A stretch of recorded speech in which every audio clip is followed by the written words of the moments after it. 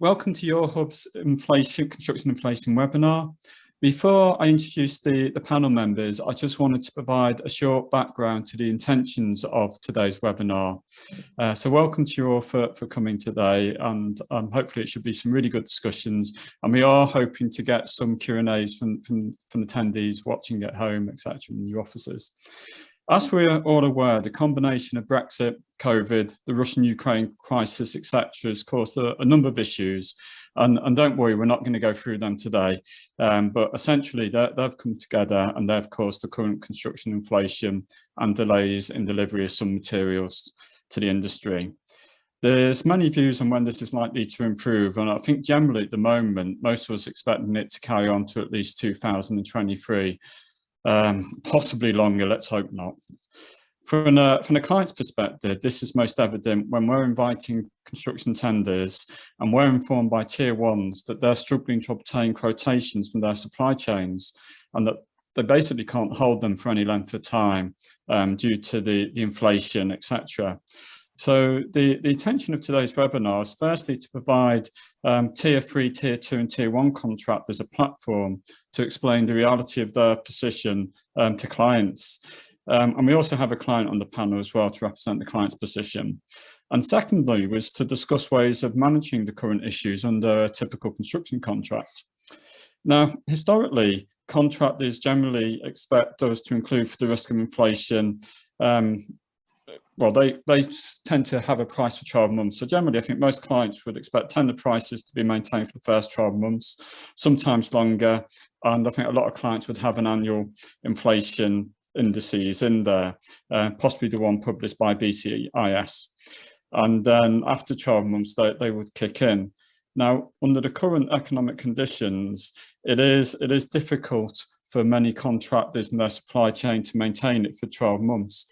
And I'm not going to go through sort of various updates by lots of organisations on the current inflation, but what I would do is, if you're not aware of them, if you have a look at the Construction Leadership Council, they do a monthly update on product availability, and it's got some good details in there.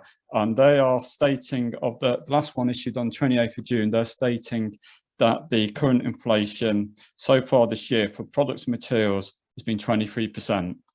So that's in the first six months or so of this year. We're now running at 23%. The other site, just for reference, I would say is worth looking at is the National Association of Construction Frameworks, NACF, and they have a market intelligence report there, and it's by region, which is quite good because it includes the Northeast, which Yorkshire and Humber is obviously part of, and that's provided by contractors, and it looks at market trends for building cost, materials, and labour. So I'm now going to ask the panel members to introduce themselves. I'll start with myself. Should have done that earlier, apologies. So I'm Steve Baker. I'm the Joint Chair of Operations for Your Hub. And then I'm going to go through, each of them is going to start off and they're going to just tell us who they are, a little bit about their company.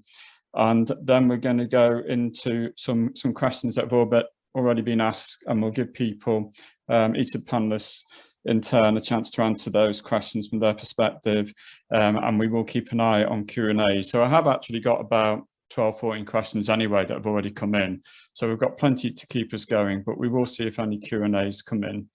So I will start off with Chris Yates from Willmott Dixon. So Chris, if you could introduce yourself, please. Good afternoon, everybody. I'm Chris Yates, Regional Director for the Yorkshire region at Willmott Dixon. Willmott Dixon is one of the largest family-owned construction and interiors businesses in the UK.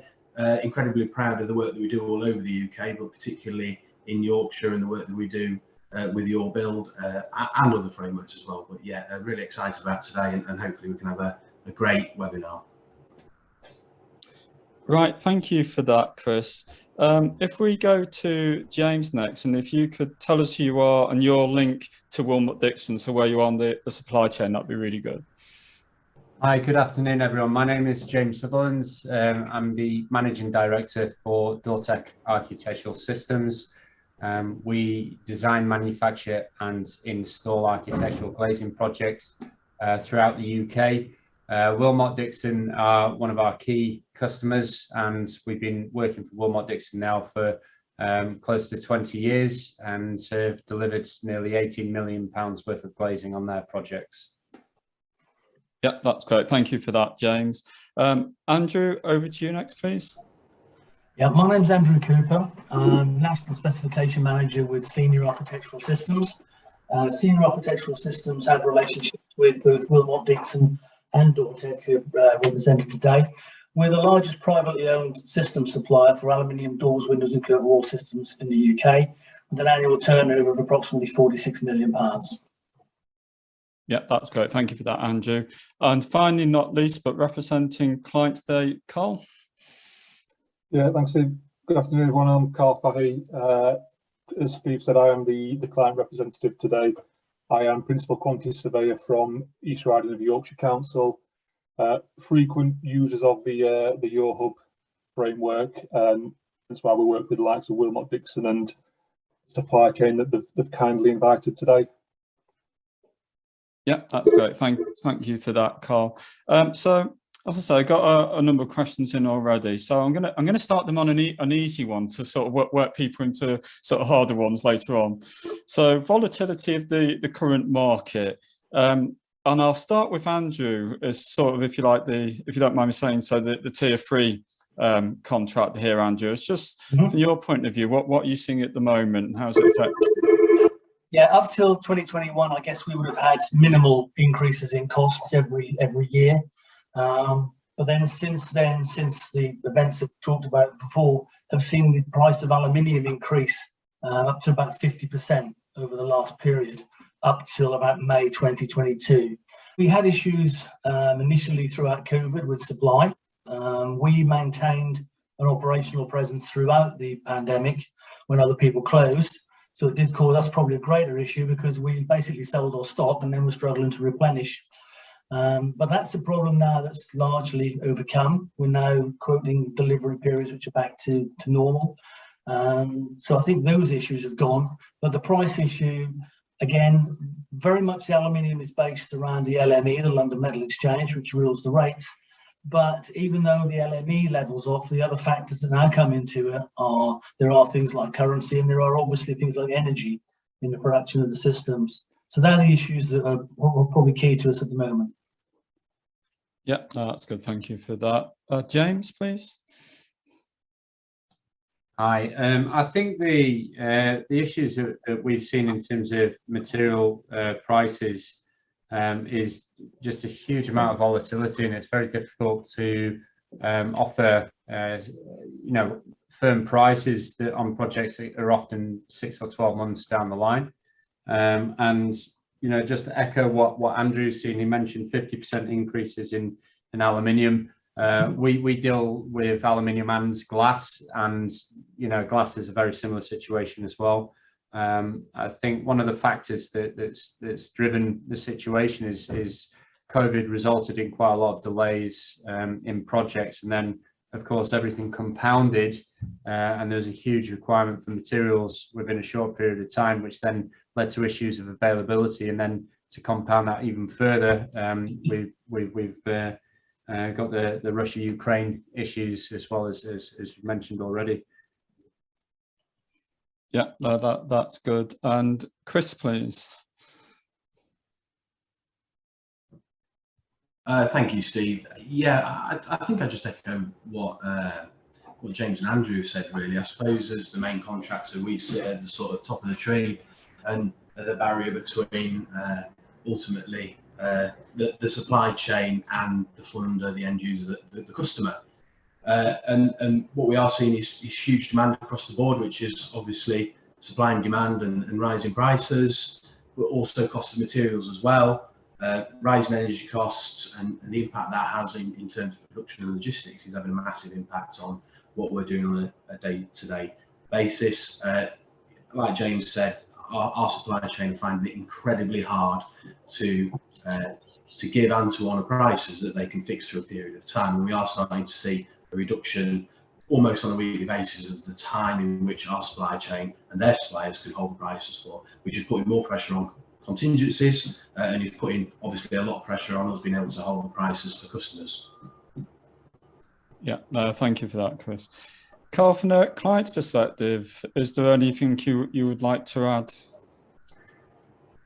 Well, the way you've gone through the group there, it's almost from the, say, from tier 3 up to Chris in tier 1 to ourselves. So we're, as the client representative, yeah, we receive this information from them. We all know there's volatility. I think everybody's mentioned that already. It impacts what I do, well, pretty much everything I do on a day-to-day basis, whether it be those early stage feasibility studies and cost plans, advising on tender and procurement, or valuing change post-contract, and everything in between. It is an issue. I think every building element, every material's probably had its time in the media spotlight, and if it hasn't, it probably will do at some point. I guess the only thing I can add to that is, we're talking about materials. I wouldn't overlook labour issues, which I think materials may get slightly better, may improve, but we've got to factor in the labour issues and the lack of labour and tradesmen. Yeah, no, that's a good point, Carl. Just staying with you, from a client's perspective. So when you pull out tenders, how does this materialise? What's been just described? What? Because I'd like to sort of obviously move on later into solutions and how we can improve the situation on the contracts, etc. So under a sort of typical tender that you would do, how do these sort of issues cause you problems at the moment, would you say? You're able to sort of just give us a brief summary of that? It comes through, initially it comes to advising the clients, and it's the setting of budgets. Because we've never really, well, definitely in my time, we've never really had to factor in inflation, and the supply chain and the main contractors been able to either swallow it or to price it in pretty easily and not worry about it. What we're doing now, because prices are changing, like the guys have said, daily or weekly, it makes it very difficult for us as client advisors to actually give them any real sort of cost security for a set period of time. Now, there's BCIS, there's options like that we can utilise, but as useful and as good as BCIS, it is only a forecast, and sometimes they get it wrong, sometimes they undercook it, and that then has to be factored in as that if the project does want to progress. And that's the main issue, Steve. It's providing that as robust as possible cost advice to clients, and very difficult at the minute. Yeah, so you've seen that in lack of tender returns, lack of interest on sort of queries that are raised with you as a client? Oh yeah, I think so. I think so on both. Yeah, I think single stage, without doubt, is probably not favourable at all to framework contracts at the minute. So then that has a further impact on cost competitiveness as we go into the two-stage process, which I'm sure we'll talk about later. But yeah, it's the appetite for it, and again, probably an item we'll come on to later, but it's that, where does that risk go? Where does that risk sit as we get into it? And if that can't be ironed out at the early stage, then I can understand why contractors would probably not have the appetite that they previously had for projects. Yeah, we've mentioned BCIS, and I'm actually going to go to a question that's just been asked now, because someone's just asked the question, does the panel have a view as to why the inflation pressures experienced by tier 1 contractors and supply chain aren't being reflected in the BCIS indices? Because there is a delay at the moment, quite a big delay. Just wondering, Chris, would you like to pick that one up? Yeah, I often wonder that the BCIS is maybe a lagging indicator as opposed to a leading indicator. So whilst it is a forecast, it is obviously using information based on what's happened previously as opposed to what we're actually seeing in the market. So very much like crude oil prices, they change on a daily basis, and that is reflected almost immediately in the outturn cost of the materials that we purchase. Whereas actually BCIS, it takes quite a lot longer for them to get that information, to check it and then reflect it So it's a few months out of date, I would say, from my own opinion. Yeah, which assumes that when it's at the levels it currently is with inflation, etc., a few months, well, it's a lot, isn't it? I would imagine. Yeah, I won't get into profits, etc. I mean, that might be something one of the panel wants to raise when you look at inflation and profits later on. Just moving on, because we've sort of set the scene. When you're looking at payment terms, is there anything really in the way we have payments, and it's a used topic this, but is there anything in sort of standard contracts that we could put in as clients that would assist in procuring materials at the cost that they were quoted at? And I will go to Andrew on that one, because I know what we put in as clients, and we always say the back to back, but I'm never quite sure what a tier 3 actually is given. So would you like to sort of give us something on payment terms, please? Yeah, Andrew? as a material supplier, we generally work on a 30-day account with people. It might be 45, but that's generally what we like to work on. When it comes to price surety, it's very difficult because of the volatility of the aluminium market over the last 12, 18 months. We've probably been increasing prices almost bi-monthly, which is quite scary.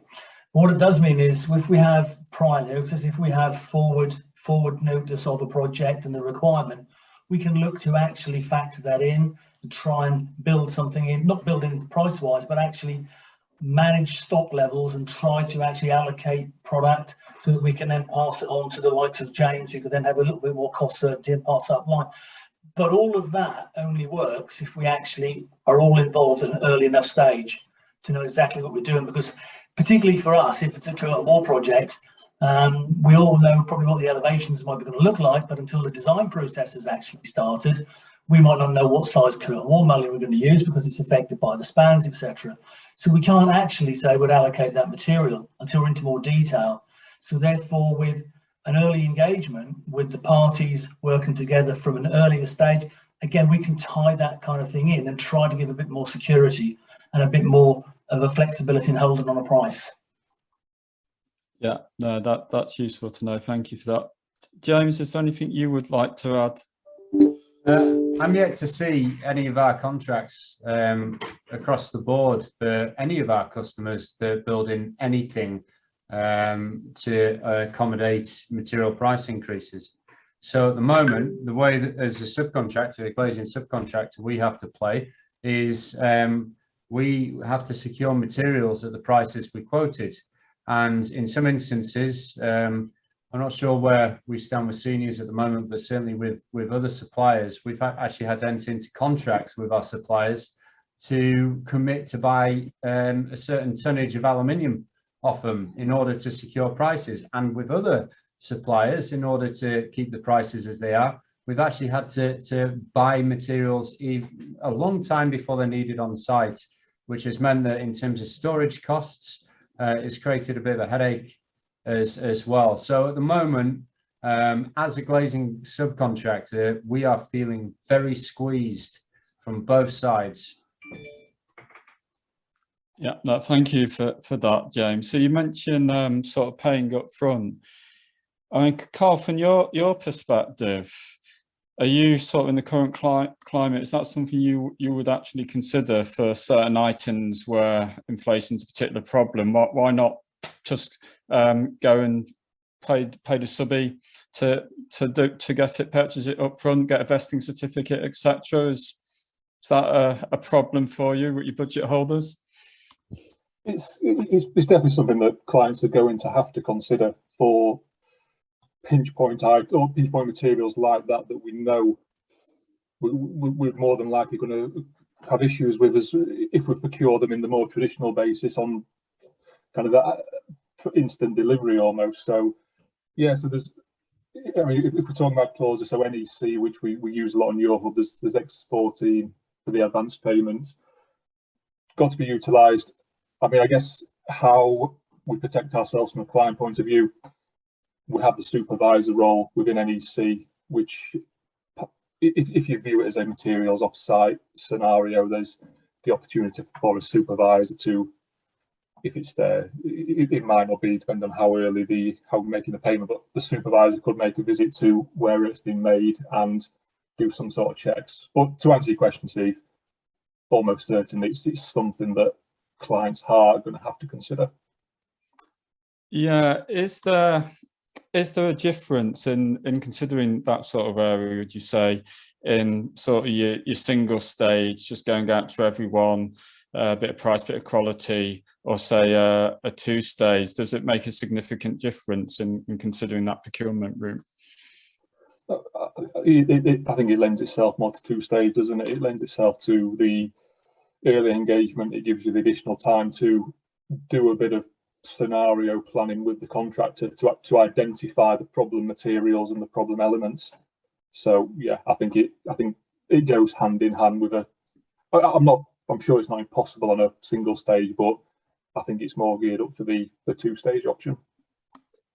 Yeah, no, thank you for that, because I'm just going to move to Chris now, because I've let him off the hook for a little while.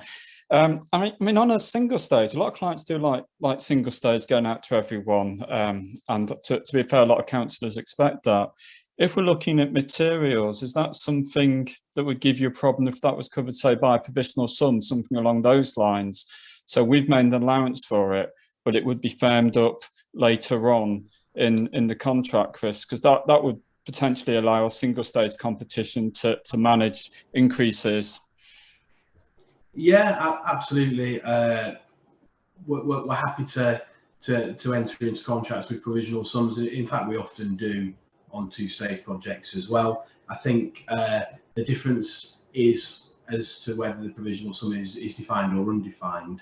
And with a single stage job, the thought process is that the design is generally more developed because you spend more time in pre-construction on the client side, so we're able to make quicker decisions, enter into contract with our supply chain partners sooner. Because one of the things that we are seeing is that whilst we're very proud of the payment terms that Willmott Dixon enter into, in fact we're one of the best payers within the industry, we don't enter into pay when pay, so we uncouple the payment received from our customers to the payment that we give to our supply chain. The reality is, what's really important here is not being paid, is having access to the materials, and that unfortunately is led by the design. So until the design is in a position that we can actually place orders for materials, regardless of how often or how quickly we can pay our supply chain, it's not going to make a lot of difference. And going back to what Carl said, in terms of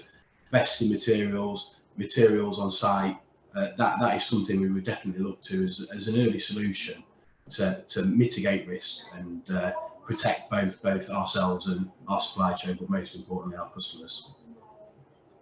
Yeah, I mean, obviously, if you're getting into sort of two-stage type arrangements, it does allow for potentially more collaboration.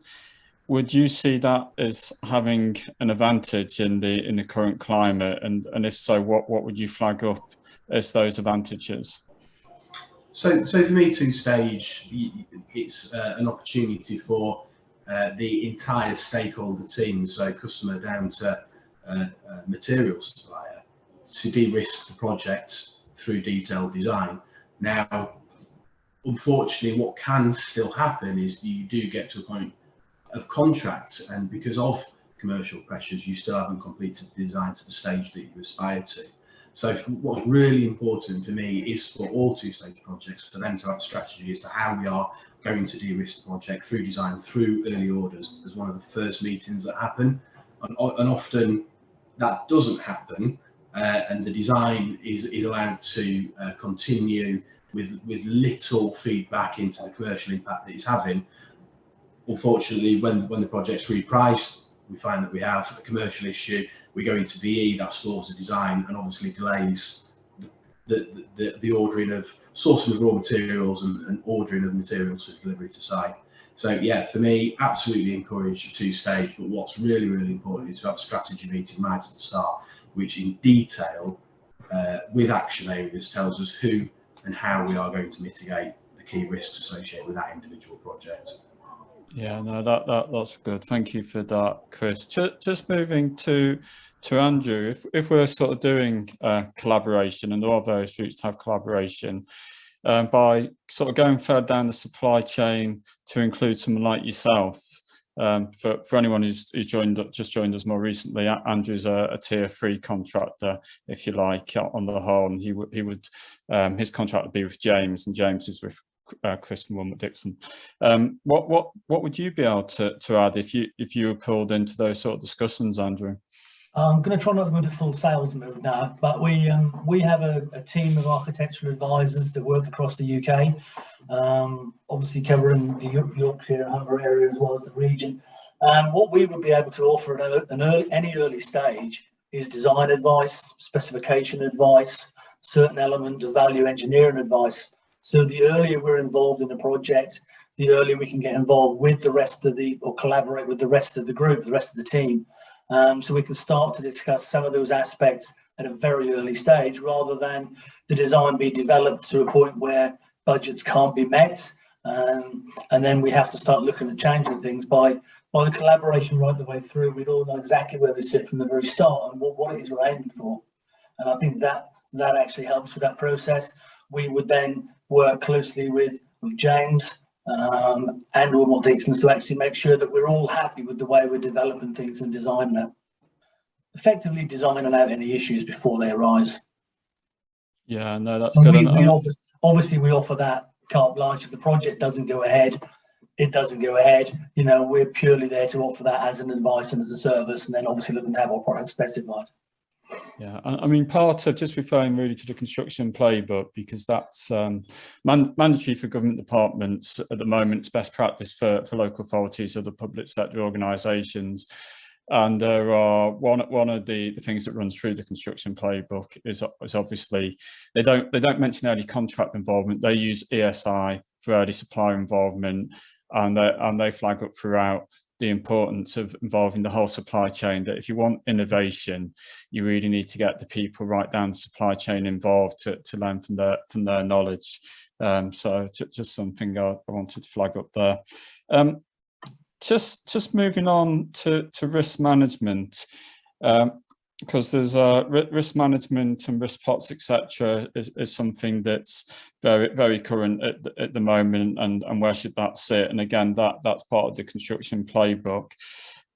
James, if we were involving you in collaboration, do you feel you could assist on risk management, etc.? Absolutely, 100%. But risk management in terms of costs, commercial aspects, or safety, or design, are we looking across the whole breadth? It would be the whole lot, but mainly I think it's mainly unknown risks and who is best to hold the pot. Traditionally, a lot of clients would try and put all the risk on the contractor, but then obviously the contractor prices it up. And one of the things that we will promote at your hub is that clients should think about who is best placed to hold the risk. And it's those sort of discussions really that I was going towards. So it is more that area that I'm thinking about. Got you. So if we kind of look at the commercial side of things, sometimes the best way to explain stuff is with a story. So just in terms of risk management, whilst Andrew Cooper and Senior's fantastic company, and they do get involved in projects nice and early, and they do have their architectural advisors around the country. The thing and the risk in terms of what can happen is how a project develops. And as Chris rightly said, and I'm really glad he's picked up on the design point, is a project it goes through an evolutionary stage. And although the aesthetics might represent the concept to start off with, there can be so many things that change in terms of the actual engineering of a project. So for instance, like the structure of a building, the methodology in terms of installation. Using one specific example, and this is one of Andrew's competitors, they were trying to get us into a position, and consequently our customer, to procure bars of metal for a project that was due to hit site in 12 months' time. Now, the thing is, it sounds great, But the reality is you have to get a structural engineer to do site-specific wind loads to calculate the inertia values on metal, and the box sizes of the sections that we use. They might have to be quite large, depending on what the structural requirements are and the inertia values, or they might be quite small. So to kind of pin your colours to the mast at that early stage, whilst design is still developing, is just nonsensical. But unfortunately, that's the kind of state that we're in, where there's I guess a lot of panic and knee jerking, and right, well, prices are all over the place, so let's just get all the metal bought straight away, and then there's risk inherent in that. So I know it's been a bit of a roundabout way of answering your question, because you initially asked me about, would we be able to help in terms of mitigating risk?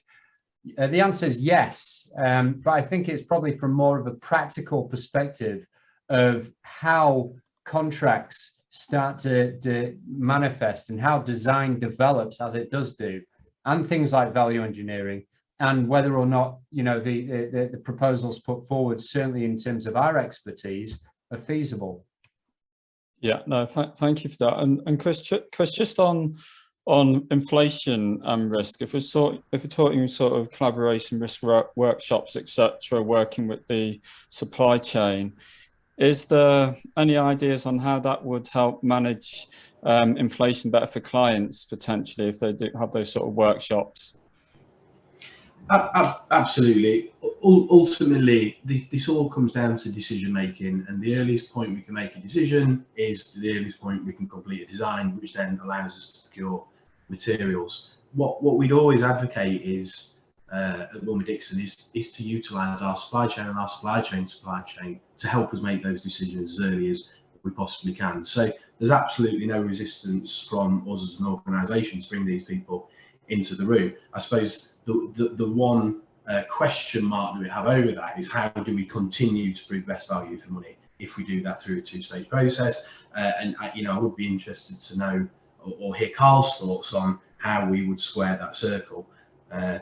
So engaging with people, collaborating with people, but ultimately providing best value for money. Because we've got our opinion that engaging generally on a single source basis after an early mini competition is the best way to go.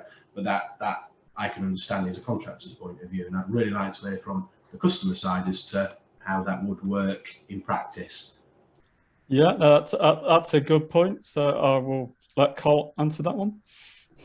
Yeah, thanks, Steve. Well, I think first of all, we're all kind of heading down this two-stage route, which fully appreciate the benefits of it, but there's got to be a trade-off with some thought of cost competitiveness in there. We've all, and if there's any client QSs listening to this, I'm sure we've all got examples as to, you go into a two-stage process and the intent from everybody is open book, transparency. We'll provide everything in a timely manner, give you the opportunity to review it, to scrutinise it, and to comment on it. Sometimes that doesn't work, and sometimes you don't get that. The reality doesn't match the intent that you had.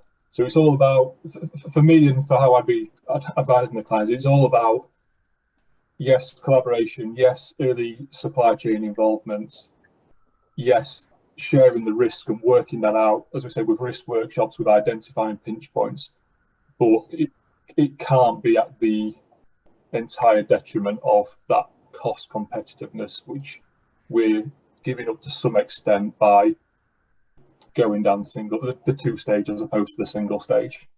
So I've probably not really answered your question there entirely, Chris, but it is all going to come down to both parties and your extended supply chain doing their bit and kind of doing what we all say we're going to do at the initial output, and that's how it's going to work, in my opinion, and that's how I think I'd best be able to sell that approach to a client. Yeah, it's about trust issues. I mean, I talked to some clients and they've loved the two-stage approach and it's worked really well for them. And then you talk to other ones and they feel that partway along the process, prices start increasing. They start losing trust that there is a good reason behind some of those increases. And they feel that because the contractor thinks they're committed and it would be difficult to stop the process, then they're being taken advantage of.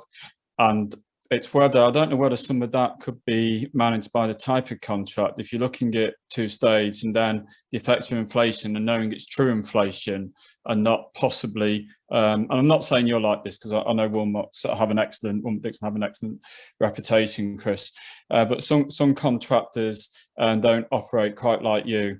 And if you were talking, say, an open book contract and guaranteed maximum prices and sort of paying shares and that, is that sort of thing helpful in these sort of scenarios going forward, dealing with inflation? Is that something someone like yourself would consider?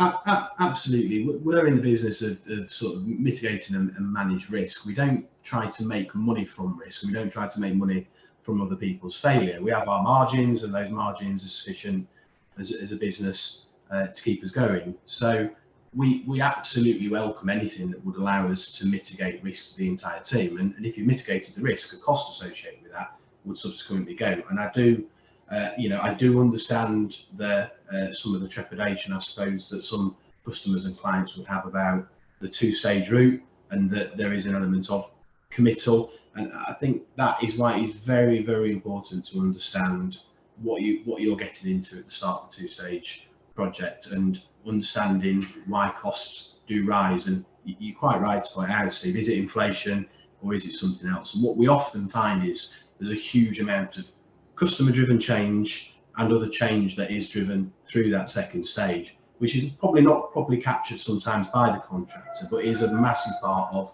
the creeping cost that does occasionally happen. In terms of GMPs, again, it's something that we're happy to engage in with, but with a suitable contingency to allow us to cover the lifespan of the project. Yeah, and would you say with the current inflation, that's possibly something clients should be considering?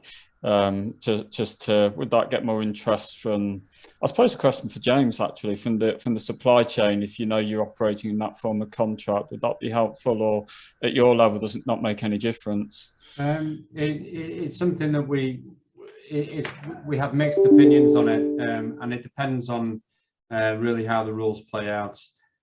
We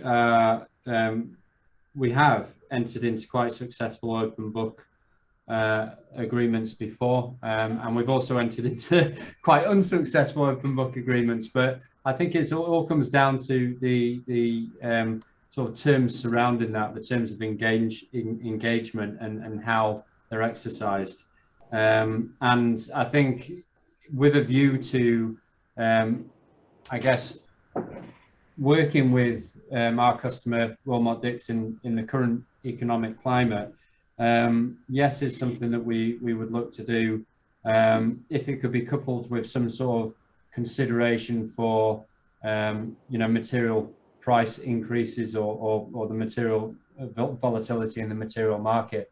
So I think it's a bit of a two-pronged attack. It's something that I think could work, and it is something that we would be open to discussing further. Yeah, no, thank you. I'll move to contract clauses in a moment, but I'm just going to pick up one of the questions that's been asked.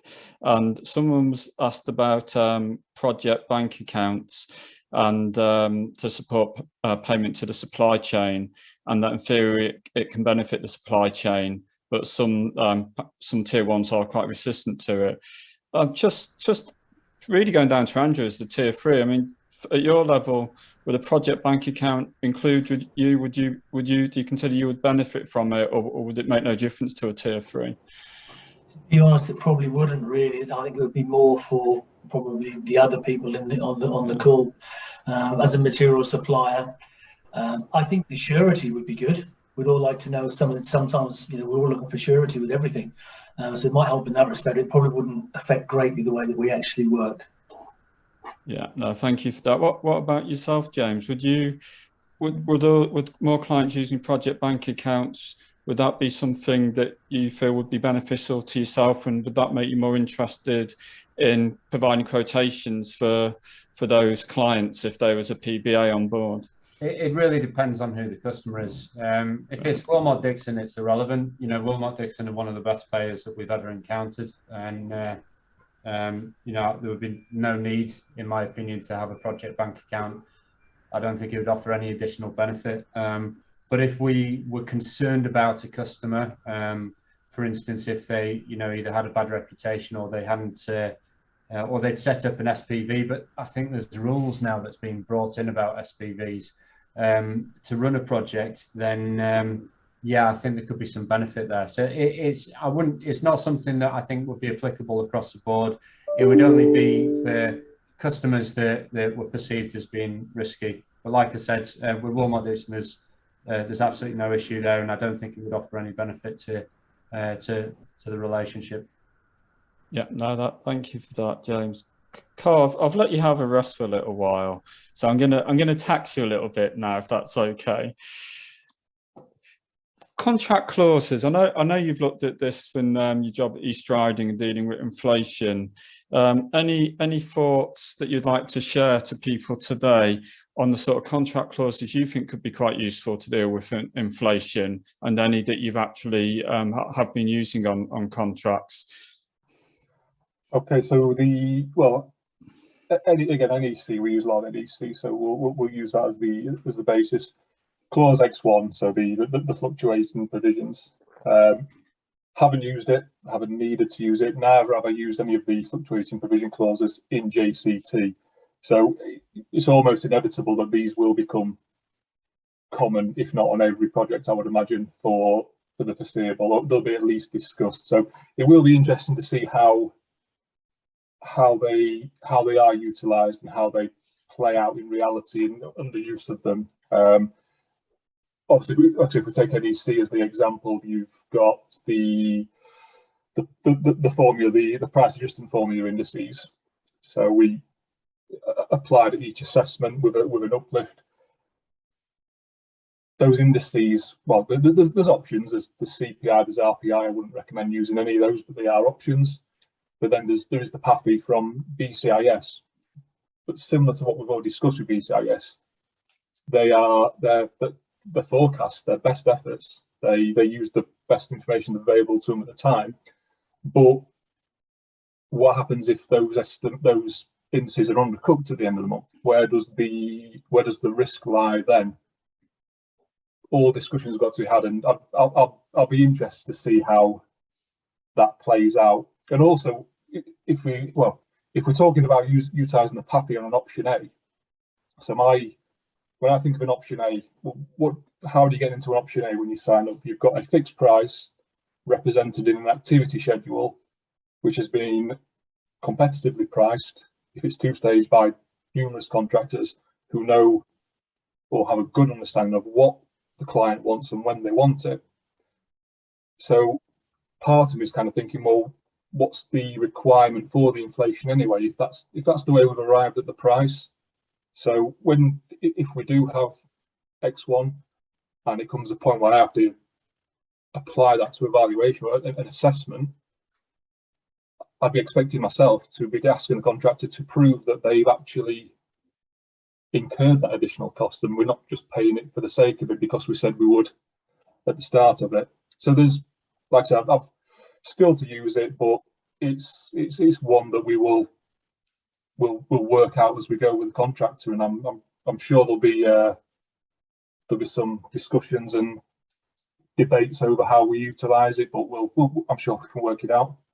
Yeah, just on X1, there's various ways it can be used, and if it's used too frequently, my QS colleagues will be throwing things at me, probably all at the screen.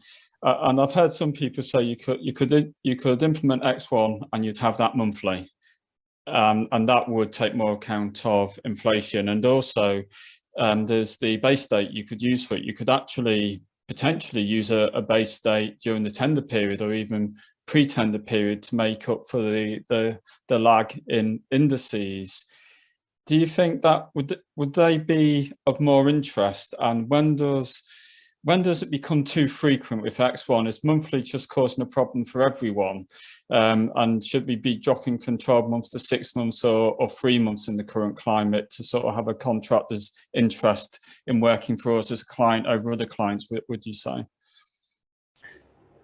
I'd agree that monthly is probably too frequent, and would say somewhere between quarterly and 6 monthly would be the way to go. I think from my perspective at the outset, it is being able to agree that base date and that being representative of inflationary pressure at that time. So yeah, it's not the start of the second stage, it's at the end of the second stage. Now, again, what is really important for us as a collective stakeholder team when we enter into two-stage negotiations is that level of openness through the second stage. So what we don't want to do is get to the end of the second stage and, oh, by the way, this is where we are.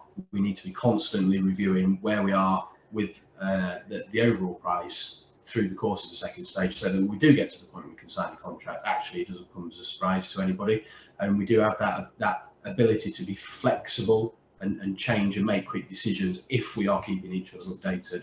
And again, it goes back to that strategy at the start. So if it's a steel frame project, we know there's lots of pressure on steel frames at the minute. We know we need to make some quick decisions as to either move away from that as a construction material, or actually, if we are going to go down that route, what can we do to allow us to secure the materials as soon as we possibly can, which actually kills stone dead any inflation from a materials perspective against that particular element. Yeah, no, good point, Chris. Just James, similar question. Are there any advantages to you in X1 frequency and how it works, etc.? Does that sort of roll down to your level, would you say?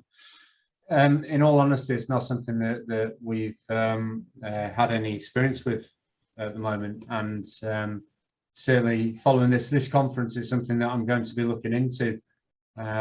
But yeah, from what you've described, that would be very useful, particularly, you know, as you can all appreciate, the design process on a project takes a long time, and things can change and costs can go up or down, or generally up.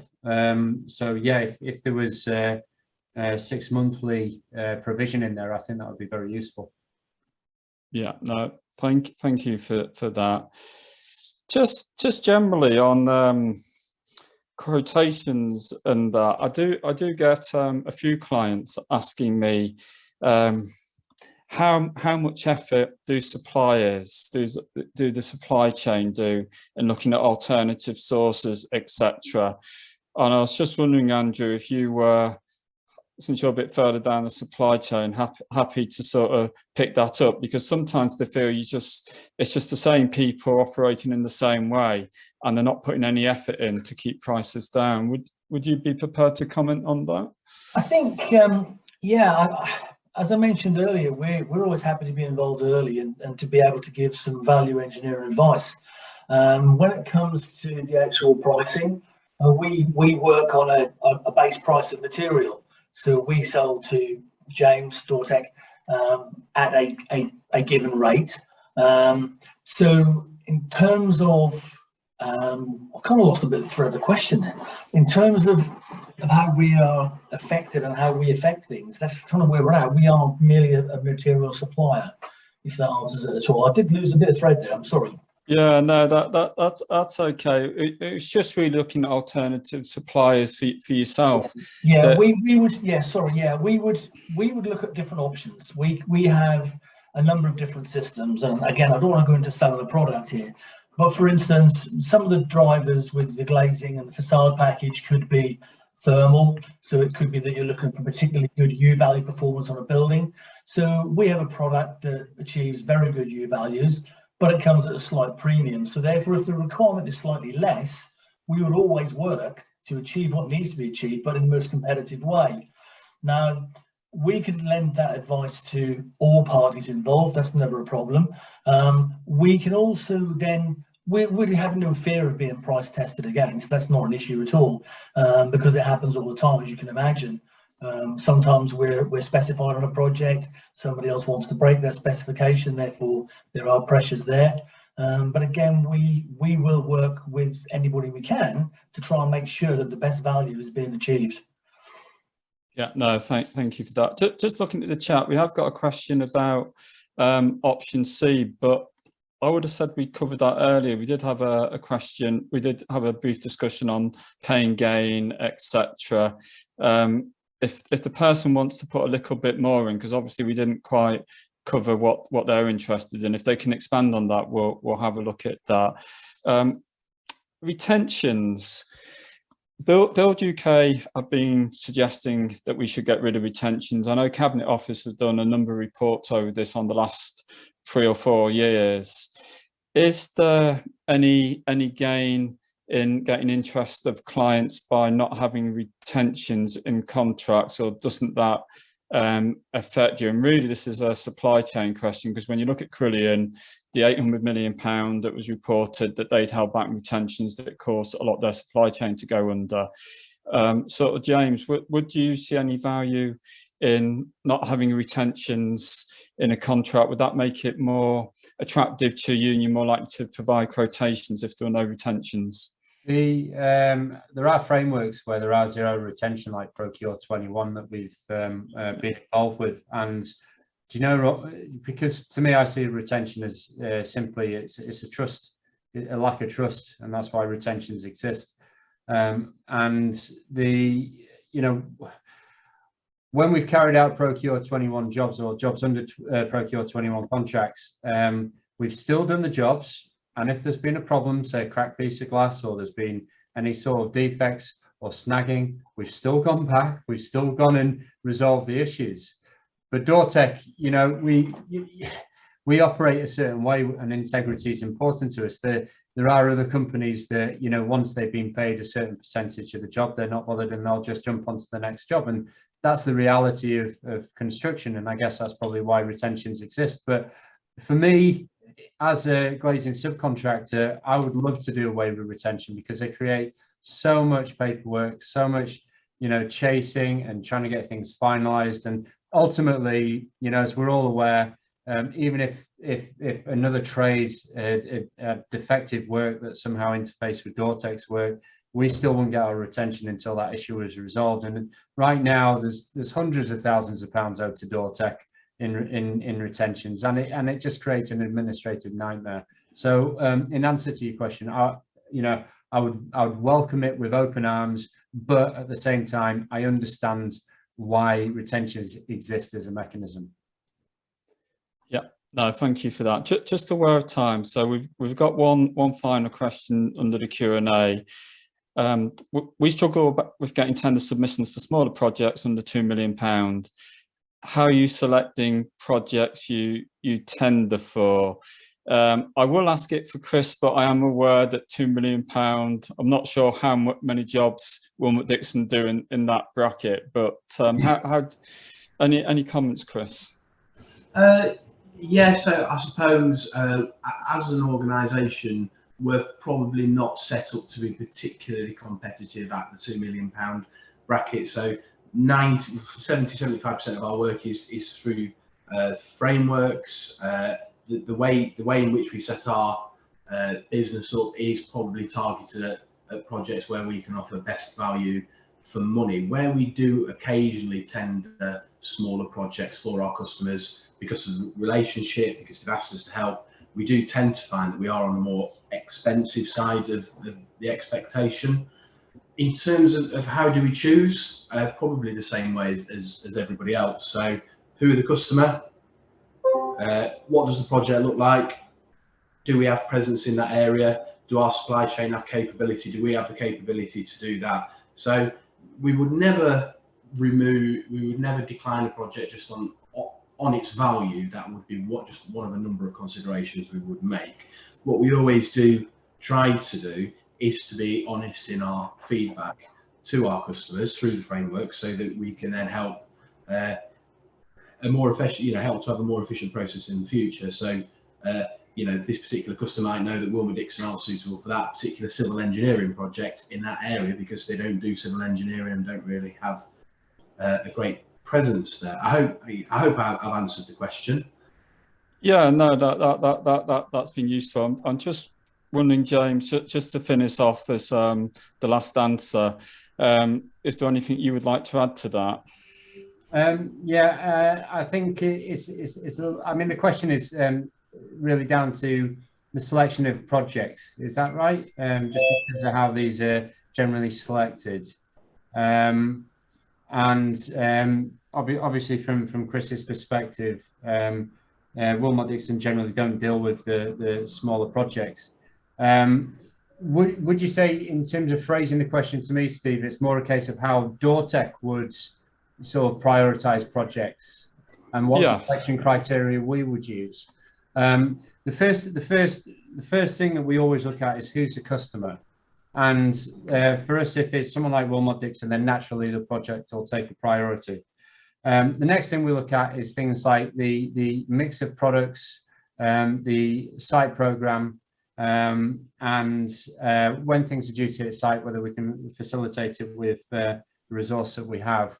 And then we get into the nitty-gritty of things like the contract terms, and that's really where the negotiations start, providing that we can hit the price. So for us, the selection criteria of work, you can quite clearly see if you were to visit Dortech that Willmott Dixon, for instance, Willmott Dixon inquiries are separated out from other people's, because we want to make sure that they're given the service that they deserve. And then, other projects are just prioritized in accordance with that criteria.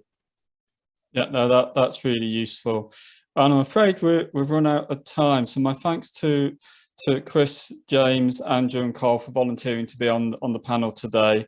And also, hopefully it was really useful for people to hear down the supply chain, the different levels and what interests them in contracts and the issues, some of the issues they're dealing with. And also my thanks to Your Hub's Julie Crawford for organising today's event and making sure we all made it on time and all the connections and links work. Today's webinar has been recorded. Sorry to panellists, hopefully you were aware of that. And it will be available from a link sent to attendees, and it will also be on the yourhub.com website. So thank you for coming. Hopefully you've all found it useful. Take care, everyone. Bye. Thank you. Bye.